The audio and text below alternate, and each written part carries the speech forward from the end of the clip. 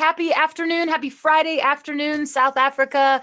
I am joined today by some absolute rock stars, and we are going to talk to you about something really important in this business. How on earth do you succeed in this business when you're feeling maxed out? So we've got a fantastic panel. I'm going to be your moderator, Coach Molly D'Amatos, owner of the Matt and Molly team here in Asheville, North Carolina, MAPS Bold Coach and KWU instructor. More importantly, though, I would love for your fantastic panelists to introduce themselves. Let's start with your hometown heroes, Jake and Magri. Why don't you give them a quick introduction in case they haven't seen you yet this week?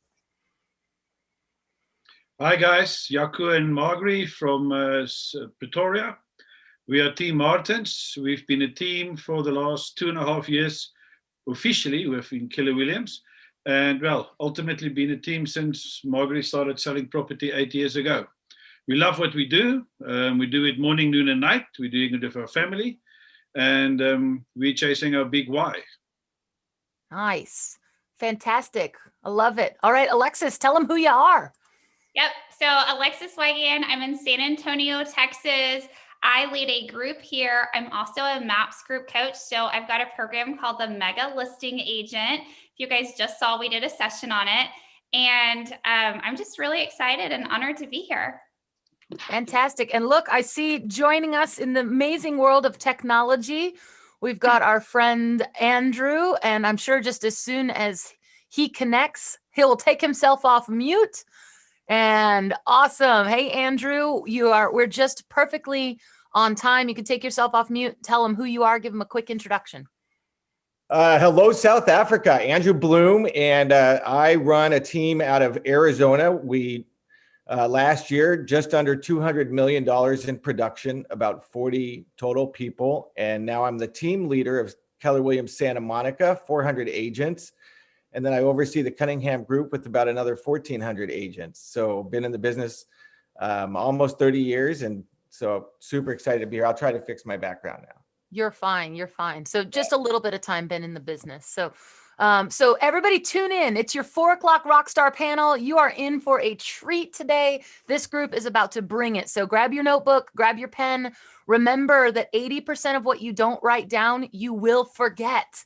So if you hear something today that makes you go, interesting, or I wonder if that would work for me, or holy cow, that blew my mind, write it down, put it in your notes. Most importantly, stay engaged and have a great time today, because we all know when we're having fun, we're learning at a high level. So let's kick it off, y'all. We're going to go through some fantastic questions that are going to help bring your perspective and your story into the world for these agents, whether you're a brand new agent just starting out or you're a mega agent looking for tips to help out when you're feeling maxed out. This is going to be a wonderful way to learn. So let's start with a story, because we all know that through other people's experiences, we can learn faster and easier rather than doing all the failures ourselves. We're going to learn through Alexis, Andrew, Jake, and Magri today. So let's go ahead and start with a little bit of background. And Alexis, I'm going to start with you this time. When did you start building your team? Tell us a little bit about your story. Sure. I started building my team, honestly, right when I joined Keller Williams. So that was about 10 years ago for me. And I had been a single agent.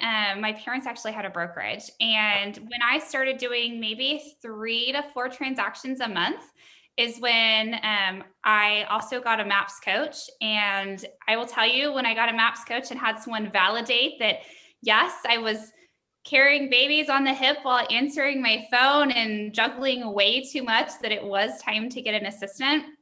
I had no clue how to hire, what to do. So about 10 years ago is when I started on my journey of learning how to be a leader, a business owner, a recruiter, right? All those things outside of selling real estate that we get to fail forward in. So this has been about a 10-year journey for you. Yes. Awesome. Great. Thanks, Alexis. All right, Jake and Magri, tell us, when did you start building your team? Okay, so I started 8 years ago, and my mom is an agent for 20 years, so it's kind of in your blood, and you already know how it's rolling, and everyone gets so involved. And luckily for us, we also got teenagers now, so it's so easy to fix the car. Whoa. And and call them and quickly send, please That was send me bad. the mail, or, you know, to get them involved. They sometimes put in boards, they help us putting up gazebos. So the moral of the story is our families in this business, and everyone knows if we are not, everyone is not assisting each other. For instance, the children have to stay at home alone because we are in the streets doing deals. They know when we come back, the first question is, did you do a OTP, offer to purchase, and or did it get accepted? So they know it's money in the bank if we were in the streets. They're invested in your Yes. in your success, it sounds like. And they pray. They know they must pray for each time we go out. And I think the moral of the story is you must be able to trust each other with what you are doing. You must communicate well. Where are you? What are you doing? And not because you don't trust each other, because for safety reasons as well, especially in South Africa. And then the last thing is your vision must be the same. Otherwise, if you don't move in the same direction, it's going to be very difficult to be a team in general. You don't have to be a family team like ours. Sure. And everyone must pull their weight. Right. You can't just expect one to do all the nice stuff and the other one to do the admin. That's great, Marguerite. I love when we were chit-chatting about this, getting to know each other to prepare for today. And I said, when did you start building your team? And you said the day we got married. And, Yeah. and so that really brings a big focus into exactly what a team really, really is. And you just brought a lot of great points to that. So thank y'all. All right, Mr. Bloom, tell us, when did you start building your team? We heard you say that you've been in real estate for like 150 years. So when did you start building your team? And take yourself off mute there. That'll be good so we can hear you.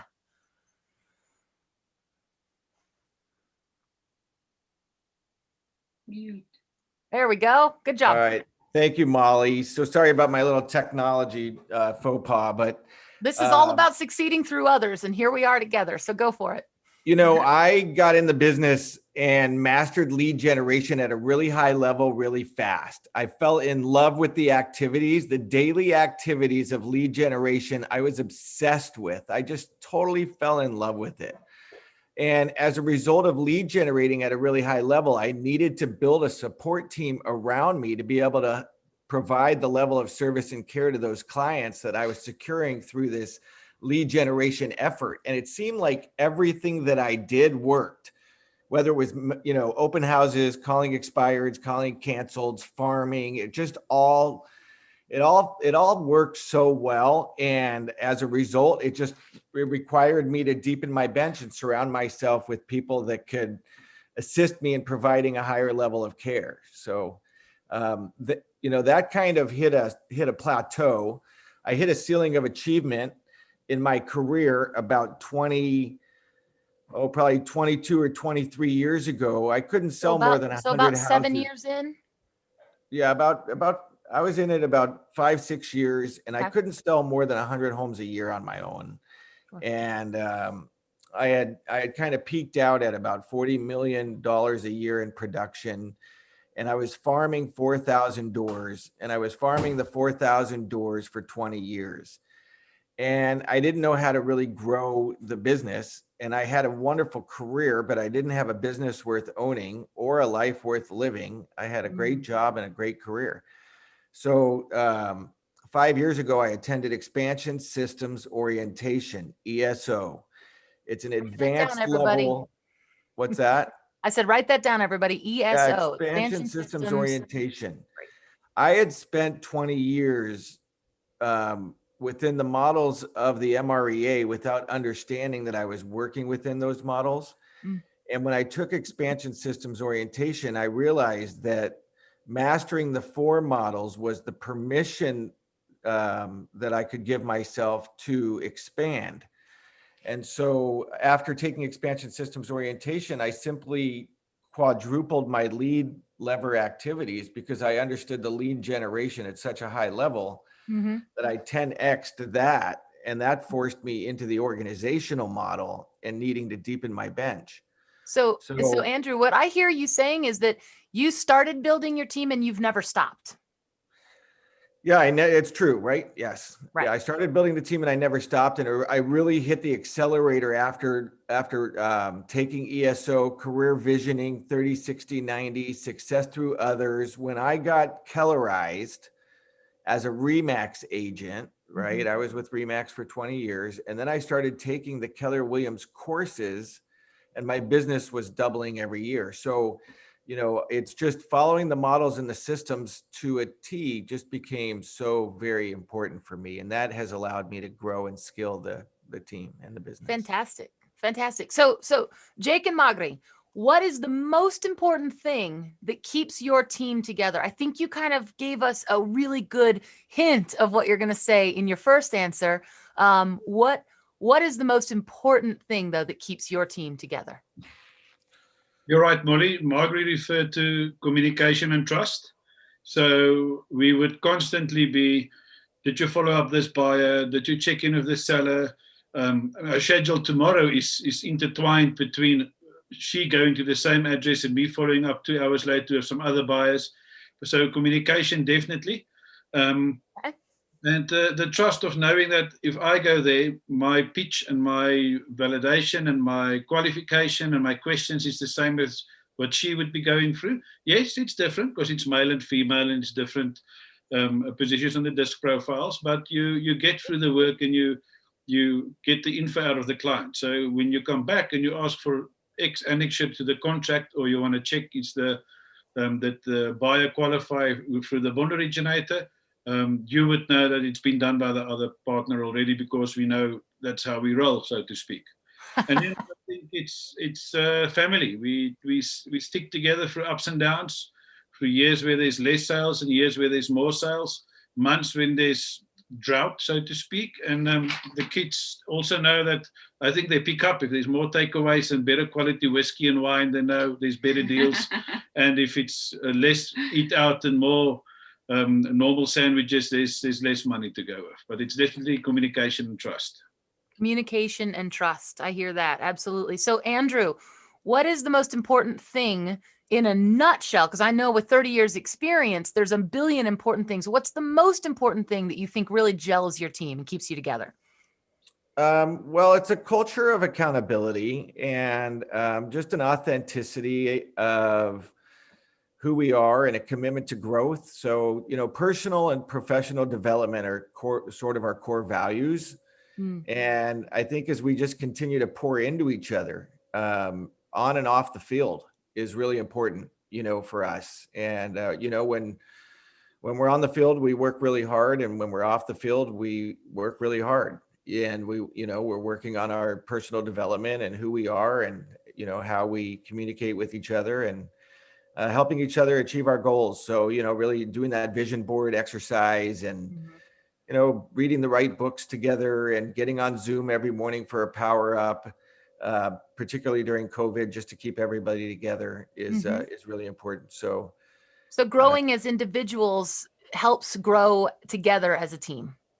Well, it does. And I also think that when we keep the opportunity map in front of us and everybody understands that they have an opportunity to contribute to the growth and success of everybody else in the organization, it really allows us to row the boat together. That's awesome. That was a really, really important point for sure. So I trust everyone heard that because as you may have heard, if for those who were in the session yesterday about being extraordinary, you've really got to pay attention to those individual qualities and how those all work together to create something amazing. So great. Thank you, Andrew. Alexis, what's the most important thing that keeps your team together? I'm going to say too, it's culture and connection. So we have defined our culture as personable, positive, growth-minded, and coachable. And when we can remind ourselves that's who we want to show up as, that's who we want to recruit, it's just given us clarity. And then the connection, we go to lunch every Wednesday. We celebrate birthdays in a really big way. I think when we brought some fun into it, because we do have a culture of accountability and growth mindedness, but remembering to bring that fun and connect outside of the office has been really key for us to create that stickiness, if you will, in our culture. Stickiness. I love it. I think that that's a really important point because that's what we're talking about here. How do you keep things together? With stickiness. So that's great. What are the ingredients that make you sticky? That's a really great way to think of it when you're building a team, cultivating a team, growing a team. Thinking about it on those terms is just phenomenal. And in our bold world, right, we say how you participate here is how you participate everywhere. So that's one of the great things about a team atmosphere, whether it's you and an assistant or you and 5 agents, or frankly, your family, right? It's knowing that your authenticity, Andrew said, is something that you're going to get the same person here that you'd get out there. I love it. Awesome, y'all. This is great. All right. So next question, we're going to pivot a little bit and talk a smidge about the business piece. So I'm going to give a quick definition for everyone because right now we're going to talk about these amazing panelists and what they do when they're working on their business versus in their business. So just a quick point of clarity. When you're working in your business, that means you are doing those 5 jobs of a real estate agent. You are lead generating, following up on leads, going on appointments, negotiating contracts, and doing your script practice, your role play, and your practice type work, right? So that's being in the business. Those are your in the business tasks. When you're on the business, that means you're taking a step back. You're making an assessment. You're not stuck in the do. Instead, in bold terms, you're working on the be. Who are we becoming? How are we becoming this? And what's the plan that's going to get us there? So with that little point of clarity, let's start with Andrew this time. Talk to us, how and when do you focus on the business with all the in that you do to sell 5 billion houses a year? When and how do you work on your business? I think it's daily habits, the miracle morning work and getting on my affirmations and my meditations in the morning is really important. And then being in the right rooms. I think being in the right conversations with the right people throughout the day is really important for me to do that. I'm an avid learner of this game that we have in real estate here. And so constantly in classes and reading books and online. And, that's, it's just a nonstop really working on the craft every day to, sharpen the tools and get better at who I am and how I can service other people in my life. Right. And that's what it's all about. So just really, raising my leadership lid and being invested in education, coaching, and training. And that's, and there's parts of it every day, all day long, which, I'm obsessed with it and love that. That's great. That's a good thing to be obsessed with, for sure. All right. Awesome. Jake and Marguerite, tell us, how and when do you work on your business? Molly, I would say we have the unfair advantage of doing that after hours, when I think most teams split up and go home. That's when we get into that. We'll be watching an episode of The Block Australia about real estate, and we say, oh, that's happening in Australia, we must incorporate it in our business. Or we left the annual awards earlier the week. On the way back, we immediately in the car got some ideas from what was said, and we started working on the business. And it's also triggered by, we kind of get stuck, or we battle with a normal task, and you just start thinking out of the box, and then next thing you know, we're working on the business and we have a new idea and something else to attempt and do. Great. So interesting point there for y'all, for people who are building teams or forming teams and don't want to necessarily go get married to make a successful team like y'all. What might be a way that they could duplicate that kind of communication to work on the business without having it while they're falling asleep in bed together? I think Andrew referred to it is the engaging of each other, that you bounce ideas of each other. I saw this, I learned that, and the attitude of always being learning driven. Mm-hmm. I go into every power hour, that's a weekly meeting at our office. I've done a compliance learning teaching outside of Keller Williams earlier today. I walk in with a pen and paper and always be learning. And in that way, you can apply that to improve your business and coming from contribution and doing better than the next agent next door. Great advice. Love it. Magri? I think something like training together in the same training environment, or even physically do a team building or a training exercise, because when you get challenged, your real character comes out. And you Ooh, easily, how will someone react in front of a client, for instance? One of my best friends is also an agent, and when we take each other's clients to each other's houses, we used to play netball together for years in high school. And she can just give me a look and I will know that is not what I must say or whatever. So if you know each other well, it will make it a lot easier as well. oh, great point. And you do not have to get married to know each other well, right? I'm hearing one word here that I'm going to bring up just to wrap up your point is it's got to be purposeful, right? And this is that difference between having a business by default that kind of just blows with the market and the wind. And well, Andrew is the way he is and Alexis is the way she is. That's by default, right? And taking that to being purposeful, to grow together, communicate together, and be in culture together. Awesome, team. I love it. All right, Alexis, how and when does the doer of all doers work on her business? That's a tough one for me because I'm still the lead listing agent. So we sold, just to put it in perspective, 185 homes last year, and it was me and 2 other agents. And I did the lion's share of the listings. So when you're going on that many listing appointments, Now, yeah. hold on, Alexis. I'm not going to let you get off the hook that easily. You're making it sound like you did something amazing with 0 challenges. Tell us, taking the lion's share of those listings, not only did you do that, you also are a super mom. You have how many kids? I have 3 kids aged 3, 8, and 10. And what happened last year as well?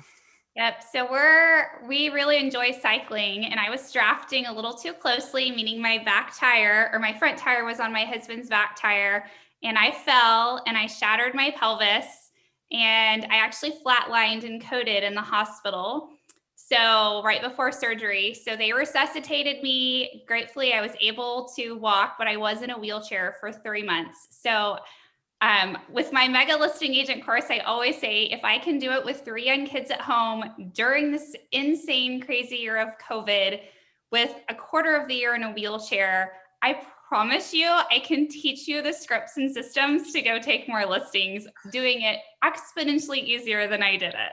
There you go. So now that I derailed you, so to speak, now back on how do you work on I just think that's an important background to know, that working on your business is the platform for you to build exactly what you were able to do when you did it. So go ahead, Alexis. Yeah. So I just love that you asked the question to encourage us to separate those activities and look at our calendar, because I really am excited to have more time purposely during that 8 to 5, right? Not just after hours and on the weekends, to spend on my business. For me, that's recruiting. I know that for me to get more time on my business to help with the systems, right? The customer service, all of that, it does take time. And for me to get that time back, it's putting someone in place so that I'm not in my business doing all things listings, and I can be pouring into those that are in the business. So to me, that's my definition of working on the business. Very good. So it's about being a beer and being a doer, and understanding the distinction between the two. And for folks out there who are practicing this, who maybe have not paid attention to the difference, I'm going to encourage you, as a bold coach, this bold law: if it's not in your schedule, it doesn't exist. So schedule a half hour, 45 minutes, 1 hour a day, and literally just put it in your calendar. Say, work on my business. Even if you don't know exactly what that looks like at first, put it in the schedule and fail forward within it, because that's one of the most important things you can do to really create something that's going to be worth owning. All right, y'all, let's shift gears now and let's talk about one thing, and let's get real specific, because we all know there's 1,000.2 answers to this question. What's the most important thing to do when building a team? We've got a lot of people in the audience who are thinking about building a team or might be in the middle of it as well. So what's the most important thing to do when building a team? Alexis, I haven't started with you yet, so we're going to start with you, Alexis. Awesome. I'm going to say it's going to be building a bench. So if What you do have you mean? CV, it's career visioning, and it teaches us, it's a Keller Williams course, and it teaches us how to write a job description, how to recruit candidates and take them through an interview process. What we call a KPA, that's a behavioral assessment. And that course has done so much for me because I got really lucky with my first hire. And then I made a lot of mistakes when I was hiring. So I would say luck is not a great strategy, right, Alexis? Just for clarity. Yeah, no, not for me. So I would say really it's probably taking career visioning to learn that as quickly as you can to avoid making the wrong hire or to avoid not training the right hire and possibly losing them. And along with that, when they say building a bench, it's just ensuring that you have other candidates just in case something goes wrong. And a quick story, I was having my third child and I was in the hospital and I just handed my baby back and I opened my laptop up because that's what us real estate agents do. And I had a life tragedy happen with my right-hand man on the operations side. And she literally had to pick up and move to a different city overnight because of family. And I had 21 transactions pending and I didn't know how to do a green sheet. I didn't know how to do all that stuff. And so that was my big life lesson because I wanted to go home and take care of my baby. I got my first girl and I was dealing with compliance. So had I had a bench, I wouldn't have had to give my time to that. And I could have focused on what I wanted to focus on, which was my family. Right. And then also not needing to then hire out of desperation or need versus hiring the right person. Yeah. Great points, Alexis. All right, Mr. Bloom, what's the most important thing to do when building a team? Thanks, Molly. I think the most important thing you can do is begin with the end in mind. Write that down, everybody. Slow down. Say that again, Andrew. I think it's very important to begin with the end in mind. And, there's a lot of ways of doing that, starting with, just following the MREA and reading the book would be a great start. Going through Quantum Leap. Quantum Leap is such a great course that we have with Keller Williams. And so if you don't know what that looks like what does the end in mind look like? Where do you think you could be 5 years ago or 5 years from now? And there's probably a good chance you're not thinking big enough or aiming high enough, right? When I think we see that a lot as leaders is that we find people in our world that just don't think big enough. And so that's I think the first step, begin with the end in mind and then build it as if and act as if. I love it. Reverse engineer it. So I think, this is a mathematical business. So the path is in the math. So if you've got a certain goal of where you want to be, then you have to reverse engineer it all the way down to the granular. How many calls do we need to make to sell 10,000 houses a year, right? So you've got to build it backwards. The path is in the math. And I love what you said, Andrew, because Gary has told us billions of times at this point that most people grossly overestimate what they can achieve in 1 year and grossly underestimate what they can achieve in 5. So by focusing on that 5-year goal and working that math backward, the path is in the math. That's exactly right. Most people can then bring clarity to what it looks like. Thank you, Andrew. Greatness. All right, Jake and Magri, what's the most important thing to do when building a team? Don't say get married. Come on, y'all. I agree with Alexis. It's career visioning, which I've done twice. We haven't appointed under the Keller Williams banner yet.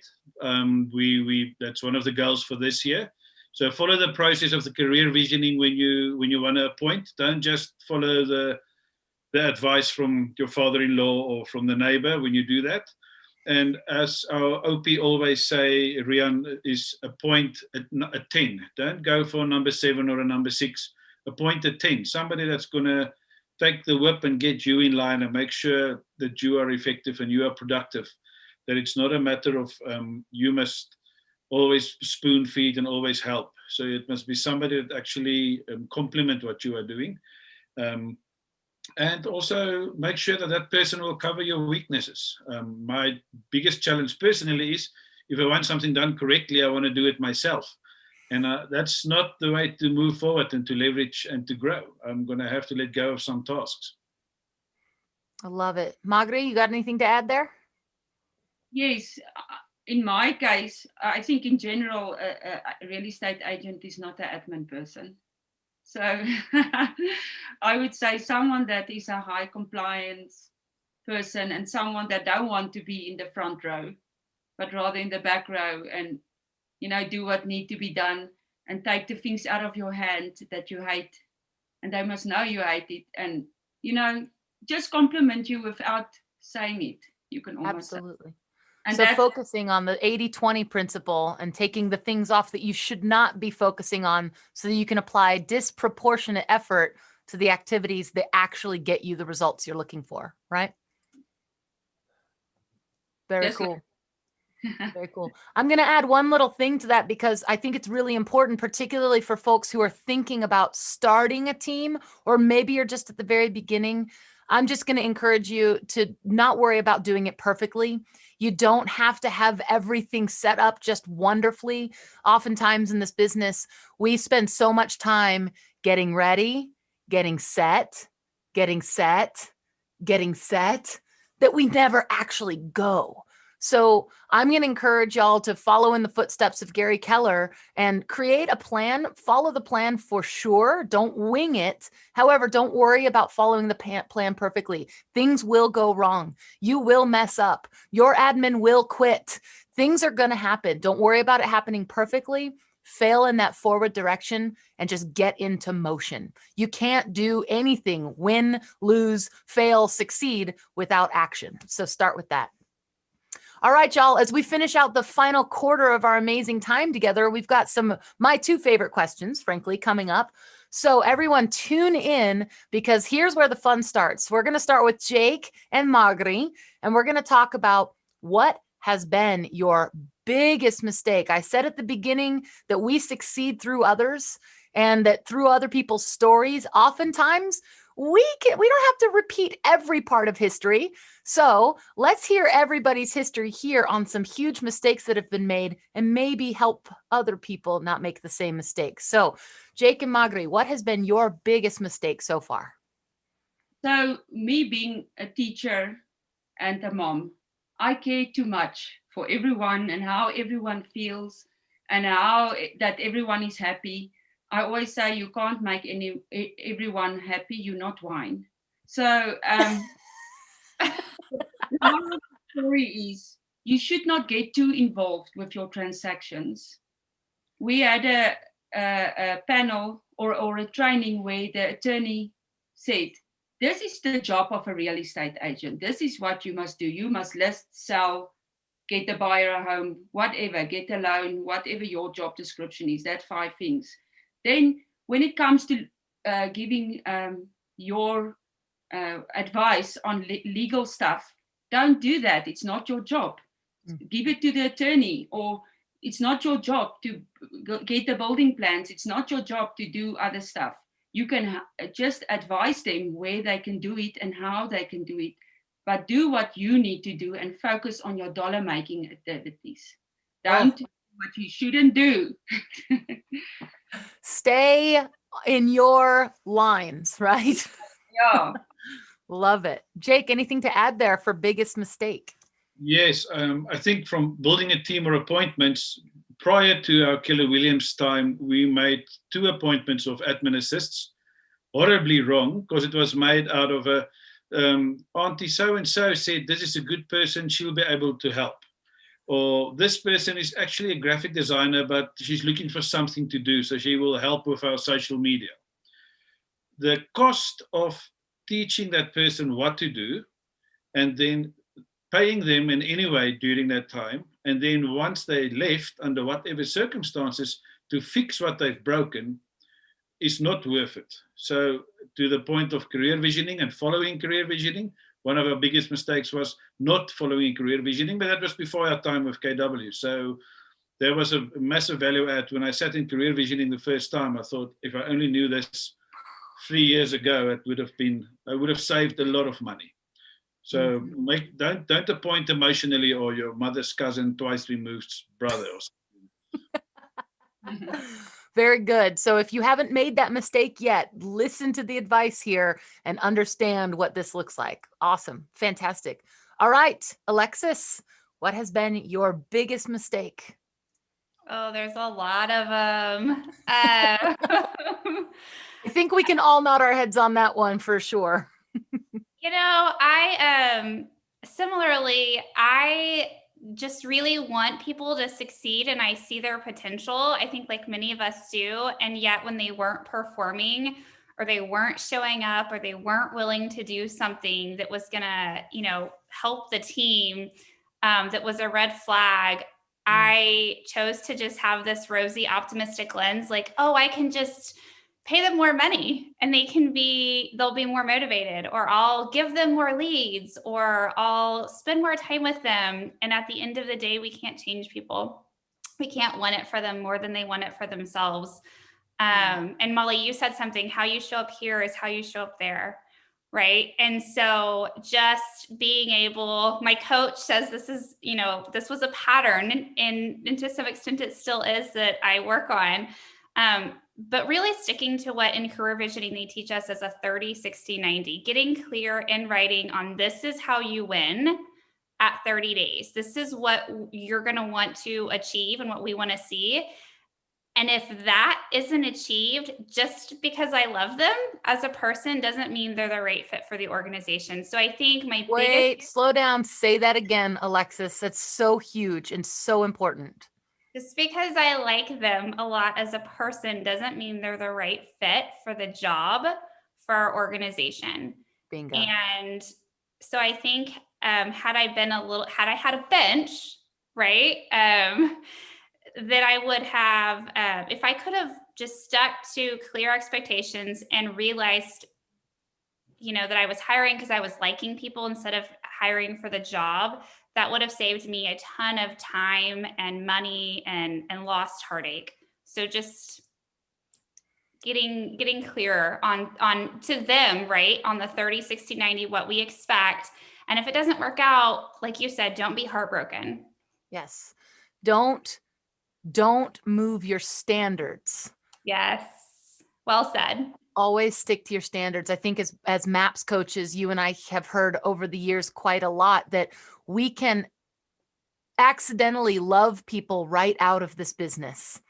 That if you love someone or like someone or care about someone enough, that you won't move your standards, that those are immovable, that is what we coach to and help to and hold that standard, because that is the true definition of caring for someone on your team.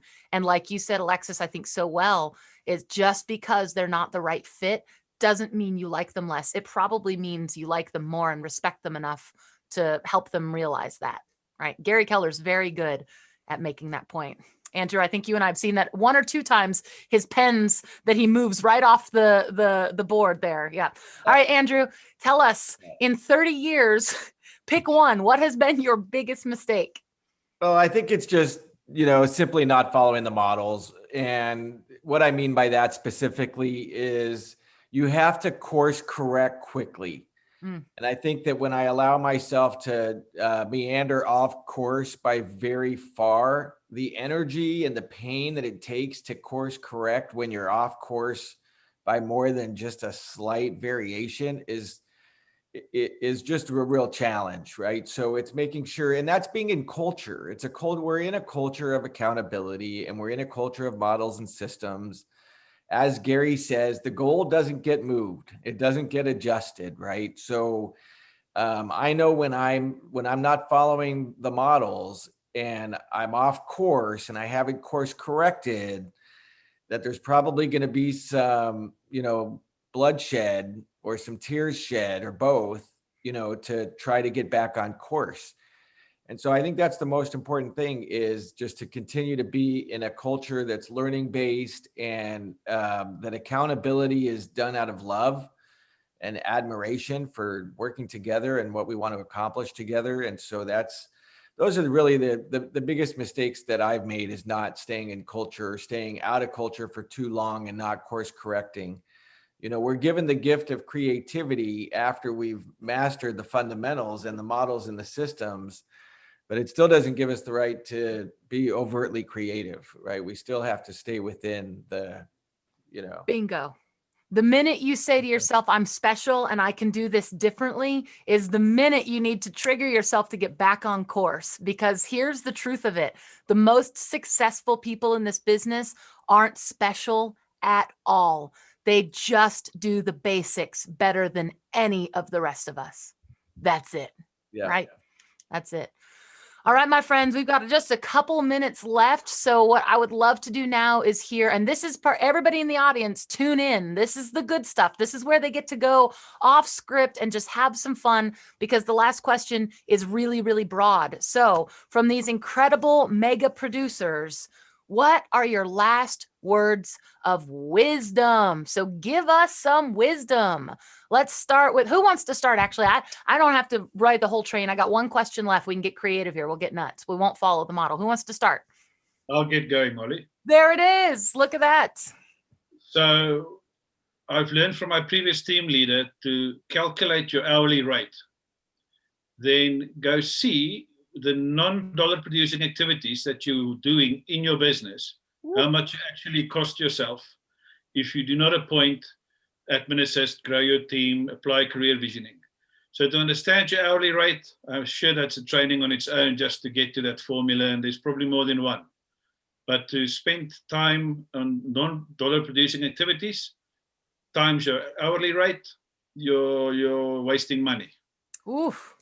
So calculate your hourly rate and then only do the things that are worth that amount of money. Yeah. Yeah. And then I want to add, know your worth, in the sense of be man enough to walk away from a transaction or a listing or whatever you're doing from a buyer if they're wasting your time, or if they're not good for you, or it's not a win-win situation for everyone. Because that's where my character comes in again. I make it personal and everyone at home suffers instead of the clients. So that's a big thing I learned being an agent, is to put up that boundaries, to care enough but not care too much. It's kind of the same thing, the mistakes I made. And I just had a conversation just before this.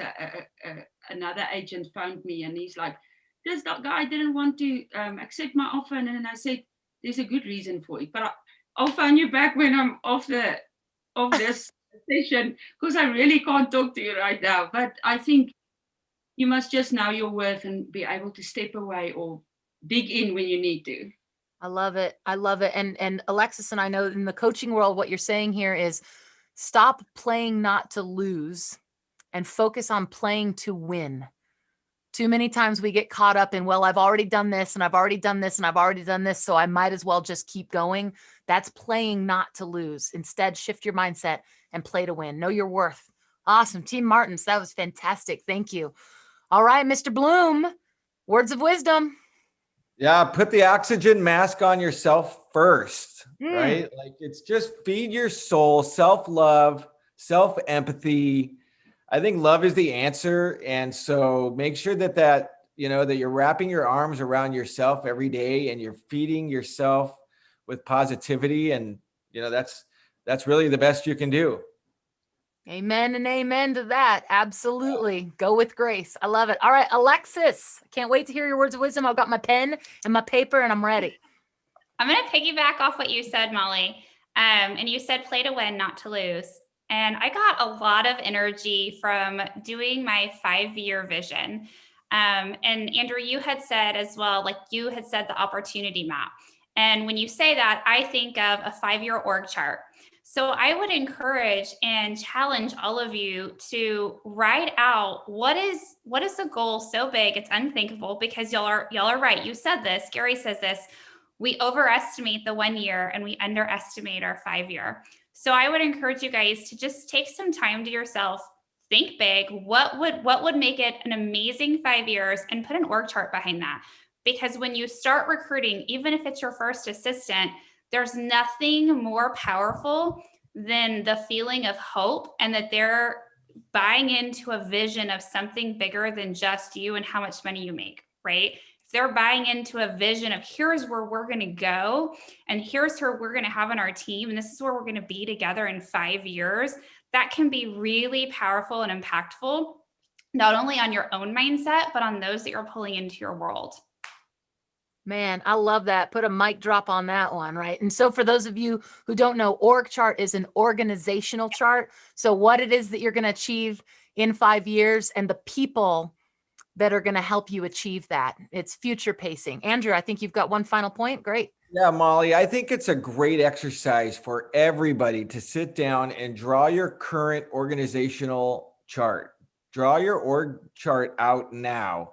And if you're newer in the business or you don't have a big team, make sure that you're including your market center staff, your lender, your attorneys, the people in your world that help you do your business. And then you're going to draw your organizational chart as what it would need to look like 5 years from now for you to have the life that you want to have, right? I love it.